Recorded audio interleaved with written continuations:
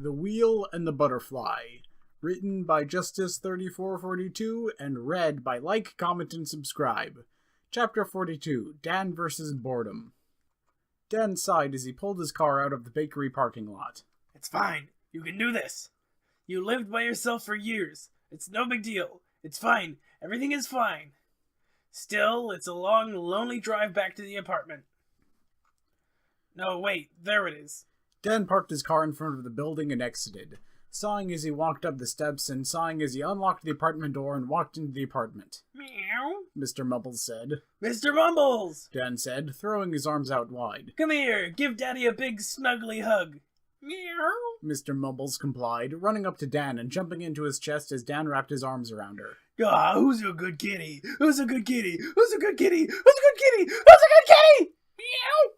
Of course it's you. You're a good kitty. You're a good kitty. You're a good kitty. Meow. She's working. She'll be back later. Dan explained, holding Mr. Mumbles out at arm's length. Meow, meow. No, I don't miss her. I just saw her like 5 minutes ago. Dan said, mild irritation creeping into his voice. Meow, meow. What? That's stupid. I'll be fine. I spent years living alone. Dan insisted. Meow. I'm waiting for the right moment, okay? Meow, meow. You don't know that for sure. Dan gave an exasperated sigh. You know what? I feel great. It'll be nice to finally have some quiet around here. Now if you'll excuse me, I have some TV to watch. Dan declared, sitting on the couch and sitting Mr. Mumbles down next to him. Dan grabbed a large, thin TV remote and turned on the large flat-screen television. Noises of violence erupted from the speakers. But Johnny, there's not enough room in the orphanage after you launched all your idiotic parents into the sun. A woman's voice called out. That's okay. I know how to make extra room. A heroic voice called out. The sound of children screaming erupted from the speakers as machine gun fire was heard. Dan sighed. Seen it. He changed the channel. And now we return to Apocalyptic Alien Secrets of the Past on the History Channel. Lame, Dan exclaimed, changing the channel again. And we're back with real people who live stranger lives than you. Doubt it, Dan said, changing the channel again. A soothing male voice called out of the speakers. The City Council has assured that what everyone thought was a luminescent radioactive gas that caused people's hair to fall out and skin to melt was really just a nutritional deficiency caused by not eating enough delicious, locally grown imaginary corn chips. Buy a bag for your family, and assuming your jaw did not rot and fall off due to dangerously low levels of imaginary corn chips, throw another one in for yourself, listener. You're worth it. And now the weather. Dan sighed again and changed the channels. He began rapidly flipping through them with a bored expression, barely even paying attention to what was on screen. Figures, he mumbled out. I finally get to some time to myself and there's nothing but mind-numbingly stupid shows on. Dan stared down at the video game system in front of the TV and looked over to Mr. Mumbles. Would you like to play some games with me? Dan asked with a hopeful tone. Meow. Mr. Mumbles responded enthusiastically. 10 minutes later... Meow! Meow! Why, Mr. Mumbles, why? Dan cried as he pried the irate cat off from his face. Dink, dink. Hello? Is this thing on? Oh, hello? Is this thing on? Dan looked towards the small, closed, compact mirror on the crate that served as the apartment's makeshift coffee table and dove for it, quickly opening it and bringing it up to his face. Hello, Dan speaking, he said, happily into the mirror. Howdy, partner. You're, bleeding there, Applejack answered, raising an eyelid as her ears perked up. It happens, Dan said, smiling, shrugging a bit. You're bleeding a mighty lot, Applejack insisted, pointing it down with a forehoof. Yeah, forehead cuts, they do that, Dan responded. Applejack rolled her eyes. Look, is Pinky around? Nope, Dan said, his grin starting to turn devilish. She's at work for the next several hours. It's just you and me, Crackerjack. Applejack's eyes narrowed and her ears dropped slightly. Applejack. Whatever, Dan said dismissively. Wait, did Pinkie Pie get a job? Applejack asked. Dan sighed. Yeah, hired as of today, he said, trailing off. So you're just there on your lonesome, eh? I'm not lonely! Dan screamed at the orange blonde-maned pony through the mirror in his hand. Applejack gritted her teeth as her hat slid backwards a bit. Sure, partner, whatever you say, Applejack replied, fixing her hat back into place. So, want a staring competition rematch? Dan asked, opening his eyes wide. Applejack closed her eyes and shook her head. Sorry, partner. I actually called you up on here on this magic doohickey to tell you something. Dan pointed his free hand at himself and put on a who, me expression. I think you're confused, Dan said. You seem to be having some sort of horrible hallucinations where you confuse me for a girl with big, beautiful eyes, the color of a cloudless sky on a bright, sunny day, and long, gorgeous, curly pink hair, like cotton candy drifting wistfully on a cool spring breeze. Applejack smirked. You writing poetry for Pinkie Pie, partner? I mean, her hair is stupid and I hate it. Also, shut up. I suggest you hit your head hard against something hard, repeatedly until your vision clears, Dan said informatively, leveling an index finger at Applejack. Applejack maintained her smirk as she rolled her eyes. Looky here, Dan. I just need to know if Pinkie Pie told you what day it is in a couple weeks. Dan sighed. You mean her stupid pet alligator's birthday? She hasn't shut up about that. I think she's making me wear a series of pointy hats that she expects me to swap out every 10 minutes while I wave at this stupid mirror. Applejack raised an eyelid again, and her ears once again perked up. She didn't happen to mention what happens on the day afterwards, did she? The same stupid alligator's stupid after party? Dan responded. Applejack smacked a forehoof against her face. What? Dan protested. Am I right or am I right? No, not you, partner, Applejack said, taking off her hat and rubbing the back of her head. Pinkie Pie does this every year.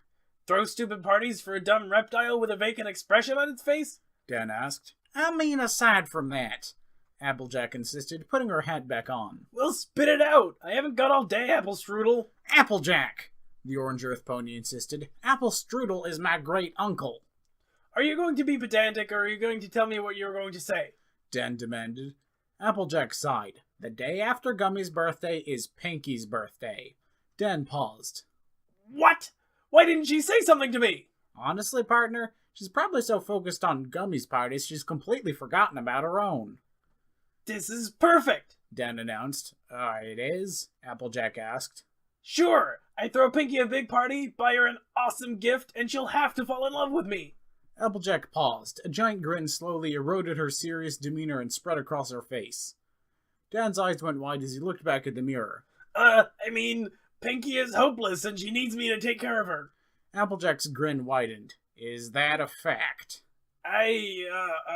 Listen, Dan, I get the impression you don't have a lot of experience with womenfolk. What are you talking about? Girls love me, Dan insisted. Applejack rolled her eyes. Sure they do, partner. Now, I'm not saying you shouldn't throw Pinkie a happening hoedown or a shindig, or get her something nice, but have you ever considered telling her how you feel? Dan sighed. Mr. Mumbles said the exact same thing. Your cat? Meow? Mr. Mumbles replied from the couch cushion. Hey, no ganging up on me, Dan said to Mr. Mumbles. Besides, what if she doesn't feel the same way about me? You're serious? Applejack asked, cocking her head to the side. Look, to the untrained eye, I'm sure Pinkie seems very easy to understand, but Pinkie is like a riddle wrapped in an enigma wrapped in a gorgeous hourglass-shaped body, with hair of long flowing curls and slender feminine hands made of smooth silk and... Dan, come back to us, partner. You're starting to drift off. Right. Where was I? Applejack turned as the noise of an opening door was heard. Oh, hey, Applejack, Twilight called out. Hey, AJ, Spike said. Howdy, Twilight. Hiya, Spike. Dan's eyes widened once more as he brought the mirror close to his face. You can't say a word about this to anyone, understand? Applejack smiled and nodded. My lips sealed tighter than the lids to Granny Smith's apple honey jam jars. Promise? Dan asked, raising an eyebrow. Promise, Applejack replied. Promise what, AJ? Spike inquired, walking into the view of the mirror, followed by Twilight. Oh, hey, accidental arson, bro. Spike! Dan exclaimed, trying to act natural. My main dragon man. How's it going? Great, Spike exclaimed. How about you, buddy? Oh, you know me. Awesome 24/7, 365 days of the year. Dan, what happened to your face? Dan, what happened to your face? Twilight asked with just the tiniest hint of concern. You've got tiny lacerations all over it. Oh, I just beat Mr. Mumbles at video games a little too much. Mr. Mumbles growled from the seat next to Dan. So... Dan continued. Spike, start any fires lately?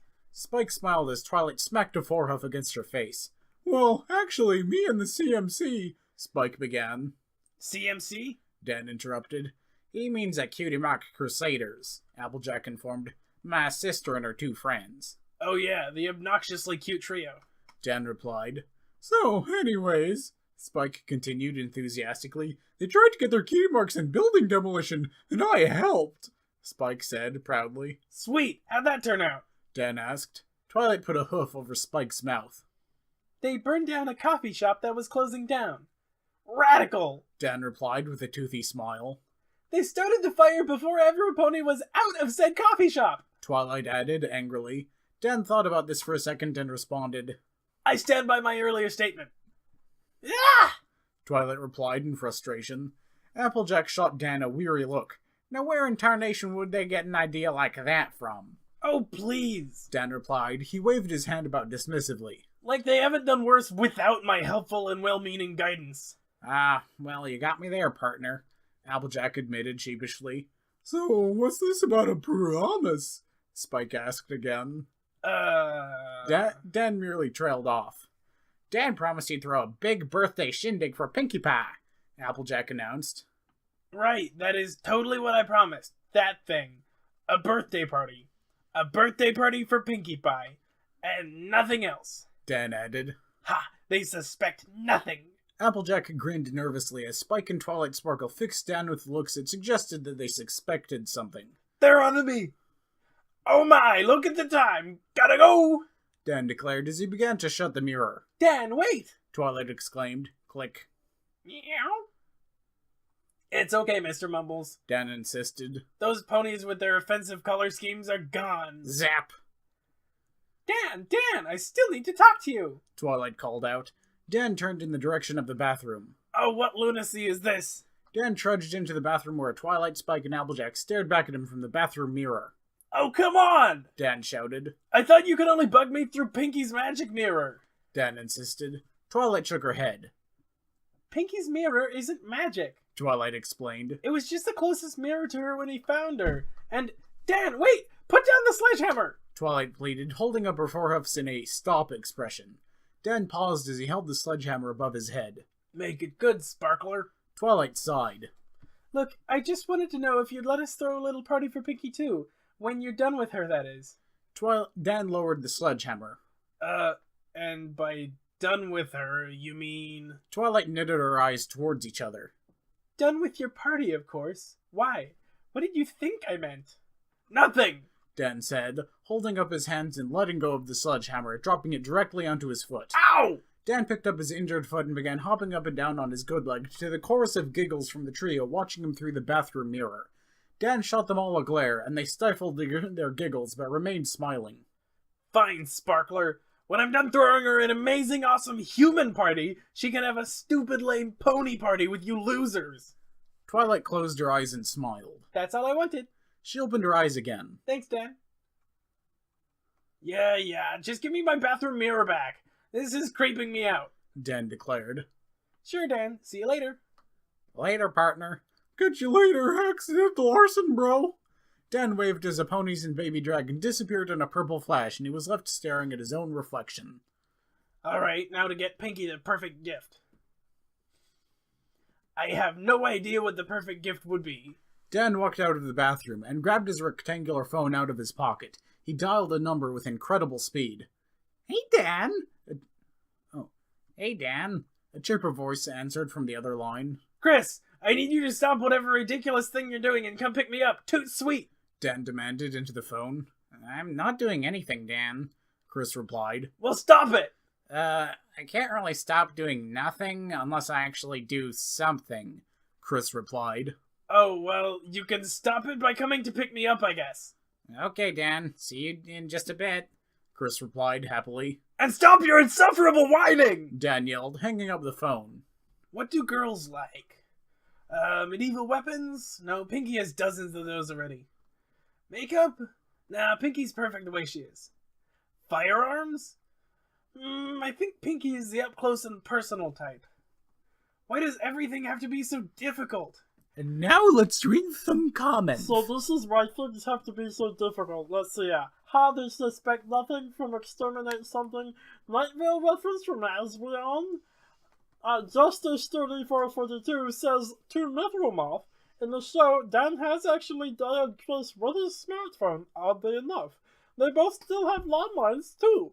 Dan, in particular, seems to have somewhat dated phones. So yeah, Dan occasionally actually dialed out. You know, I couldn't agree more. Really, that's indubitably in the pile of the tube. Metromoth said, something, an autographed spleen. Thanks for listening, listener.